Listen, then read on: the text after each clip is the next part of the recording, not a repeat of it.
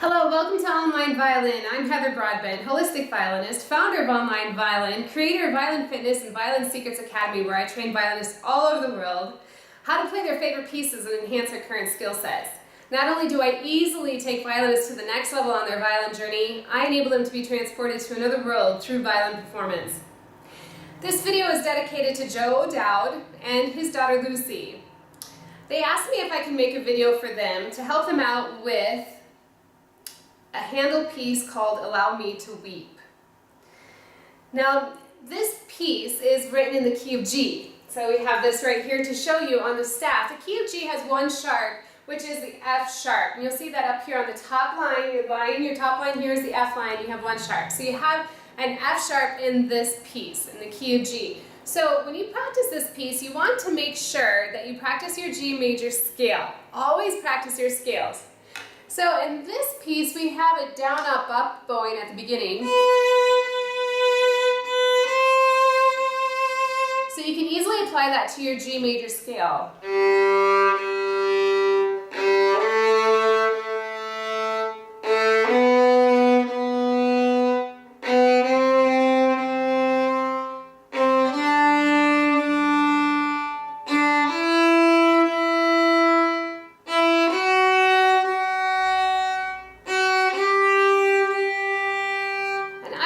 Doing a 2-octave G major scale with this, or at least the upper octave G major scale. So the upper octave would be,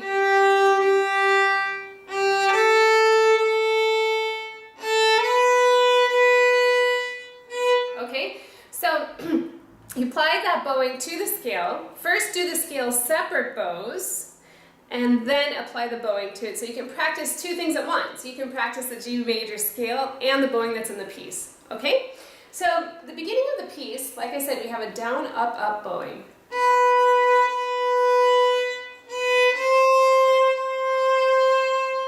So you want to have your bow distribution be such: a whole bow, 3/4 of a bow, and the last quarter, that 8th note.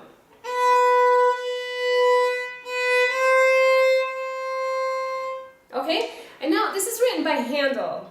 And on the ends of the phrases, what we want to do is to actually have a little bit of a decrescendo because of the time period that it was written, with it being written by Handel, with Mozart. Those composers, every time you end a phrase, most of the time, especially if there's 2 8th notes, you want to have the second note be less than the first. So this is a very good example to put a decrescendo on the second measure. That's the end of the phrase, and then going on. Same bowing. And so we have a slight crescendo and a slight decrescendo. The dynamic is piano, but within that piano, we want to have some shape to give it some musicality, okay? And remember your C natural. In the key of G major, we don't have a C sharp. So on the violin, that means you have to play a low 2 on the A string every time you play a C, unless it's written in as an accidental where they have the sharp in front of the C. Unless you see that, it's always a low 2, okay? So let's continue on with the piece.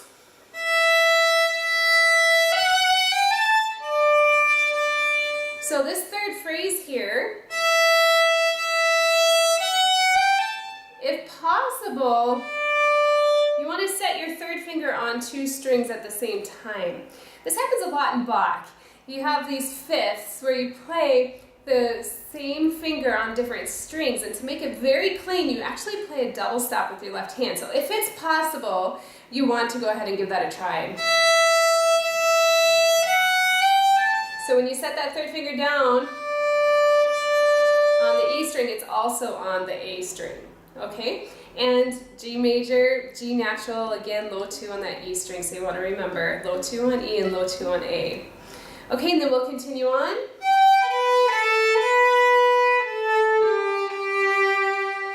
We have, again, a decrescendo at the end there.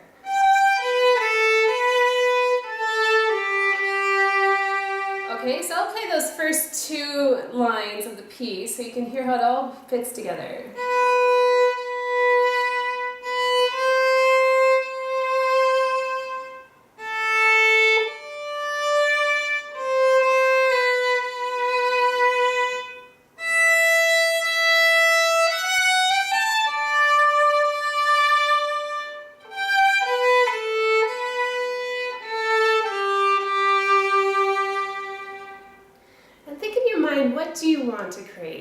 as far as what do you see in your mind when you play? And what do you want the listener to feel when they listen to this music? It's very peaceful music. It's definitely heart-stirring. Allow me to weep. It's please, the title is saying, please let me cry. Let me cry. So think about that while you play. What feelings do you feel when you play? How does the piece affect you? And then play how you feel with the piece. So as we continue on in the third line here,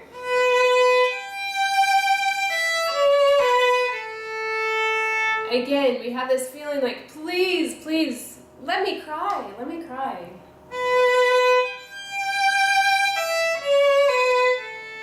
Again, we have a crescendo and a decrescendo. On that dotted quarter note that you play as an up bow,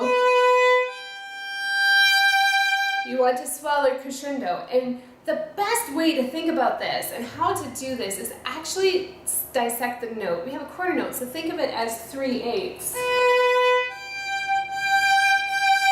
Okay, so in the piece, it would be, so how would you play those 3/8 notes? You play that 3/8 note way more than the first 8th note. So just think about the bow distribution, the dissection of the bow, and how you want to do that. So you want to save the bow and then spin on the last half there.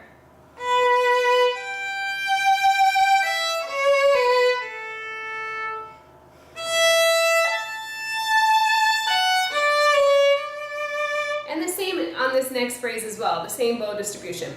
Now if you are at the point where you're using vibrato, you can help this feeling by not starting with a very intense vibrato, but then be more intense. So start slow, and then get faster with the vibrato, and that adds to the intensity. And if you think about this, let me cry, you feel it here. You feel like, oh, you just want to cry. It starts from here, and that's how these swells are. It's just like, let me cry.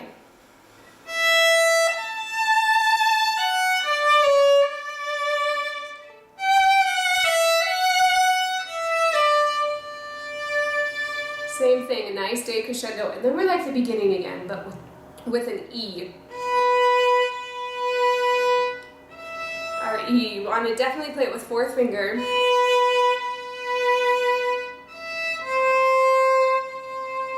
That C natural, it sounds so beautiful. Just really listen to that.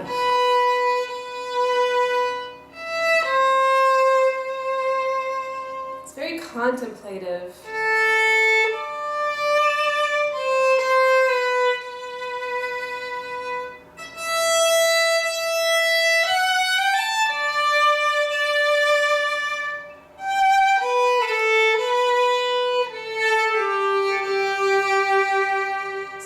The beginning again, the same idea, the same notes that you had at the beginning.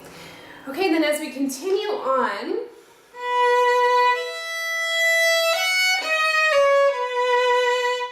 you feel a little bit more angst in those notes. I'll do that again.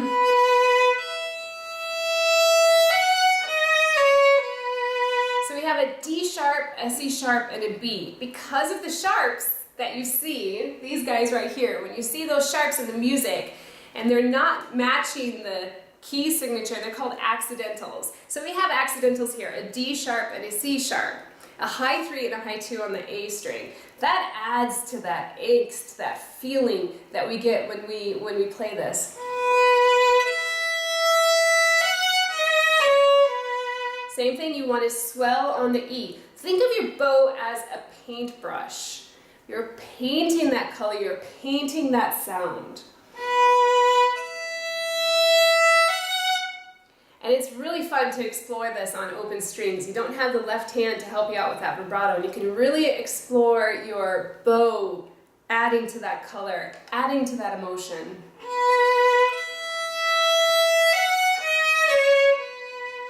And as you see, we did a slow, and you spinned at the bottom of the bow there to get the crescendo, and then when we do the next 3 notes, did you see that? I spent at the beginning of the bow and less bow here at the tip and very small on the last note because we have a decrescendo at the end of the phrase.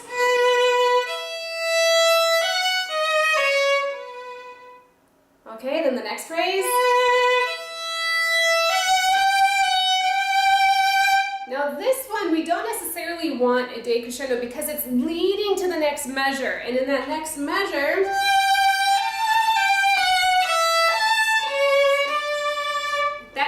is where we have even more passion. It's like the climax of the phrase there. So you want to lead to it. You have a rest, but you want to lead through that rest. Don't die, don't decrescendo. So I'll demonstrate that again. Here's our first phrase. Decrescendo, and then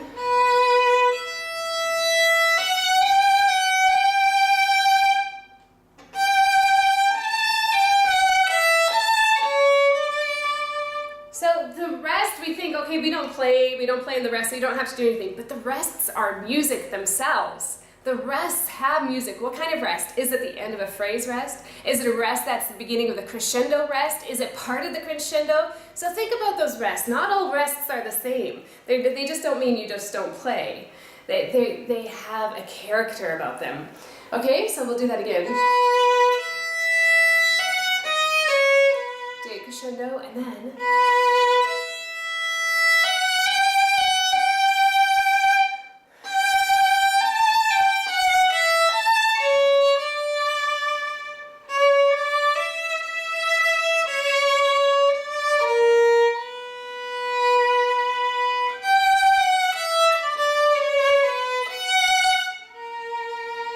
so let's talk about this. There's a lot going on right here. So we have that rest where you continue and then, and as you continue on,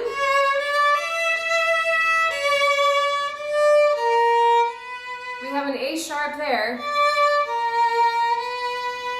So that's a low one or B flat. You can think of it as an A sharp or a B flat. And then as you continue on, the bowing in this next measure, don't let it catch you by surprise. It's 2 notes slurred, 2 notes separate, and 2 notes slurred again. Okay, so you might want to just isolate that measure for the bowing. Okay, and you could actually apply it to your G major scale. 2 notes slurred, 2 separate, 2 notes slurred, 2 separate, 2 notes slurred. So,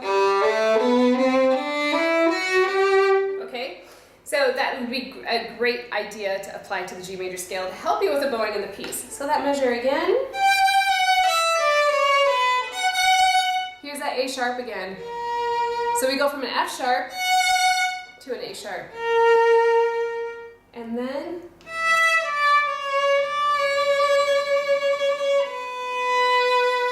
we're back to the beginning.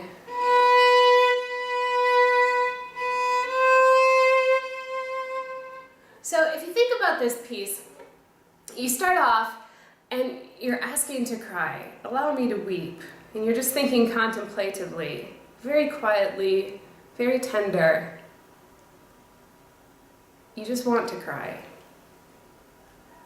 And that's the beginning of the piece. Later on is when that feeling, when you feel like you want to cry, you think more of the reason why you want to cry. You think more of that reason, and it starts to well up in here. You get kind of this, not pain, but you feel that here. And you want to cry, and it gets bigger and bigger. You think more about the reason why you want to cry, and you want to cry even more and more and more. And that's when we get to the end of the piece here where we have that feeling of angst.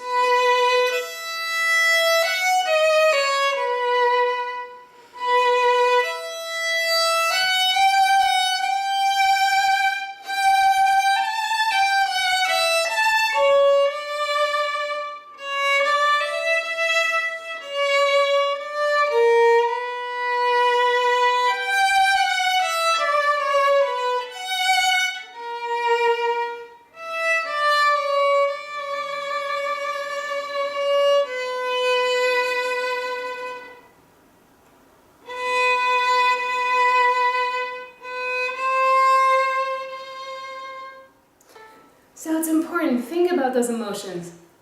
Yes, the notes are important, the intonation's important, the bowing is important, all those things are important. But why do we play music? Why are we musicians? Why do we feel this? Why do people enjoy listening to music? It's because of this here. It's because of the heart, it's because of the soul, and because music is our connection to other emotions, connection to emotions, connections to the divine. That's why we're musicians, and that's why we listen to music. Hopefully you found this video to be helpful, that you enjoyed it immensely, and if so, please say like and subscribe to the channel.